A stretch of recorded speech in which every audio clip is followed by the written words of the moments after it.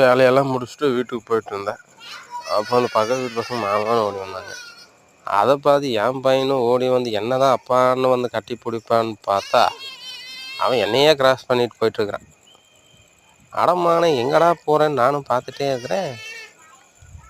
பக்கத்து வீட்டில் நின்று பார்க்குறான். அட என்ன திரும்பி பார்க்க மாட்டேங்கிறான். அட அப்பா மேலே பாசமே இல்லையாடா அப்படின்னு நானும் பின்னாடியே போகிறேன்.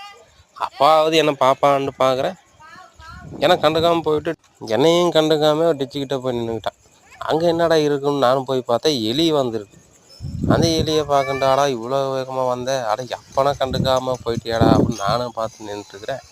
சரி அப்பாவது எலியை பார்த்துட்டு என்ன பார்ப்பான்னு பார்த்தா எனக்கு அப்பாலாம் முக்கியம் இல்லை, எலி தான் முக்கியம். எலியை பார்த்து சந்தோஷப்பட்டுருக்கிறான். அதில் என்ன தைரியமாக நிற்கிறான்னு பார்த்தா அவனுக்கு உள்ள ஒரு பீதி. அதுலேயும் நின்று பார்க்குறான். பக்கத்தில் போகிறான், எலியை பார்த்த உடனே வந்துடுறான்.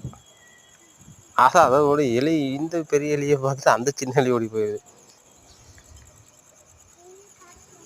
நம்ம பையனுக்கு அதை கண்ட பயம், எலிக்கு இவனை கண்ட பயம். சரிடா வந்ததுக்கு எலியை தான் பார்க்க மாட்டிருக்கு. நானும் எலியை பார்க்க நானுன்ட்டேன். இவன் அப்போவாது அப்பானா பாப்பானா நானும் வெயிட் பண்ணுறேன். அப்பனா கண்டுக்காம அது கடைசி எலியை பார்த்து ஒரு ஓட்டம் ஓடலாம் பாருங்க. அதுதான் ஹைலைட்டே. அதில் அவன் சந்தோஷப்படுறானா இல்லை பயப்படுறான்னு தெரியல. ஆனால் அதில் அவனுக்கு ஒரு சந்தோஷம்.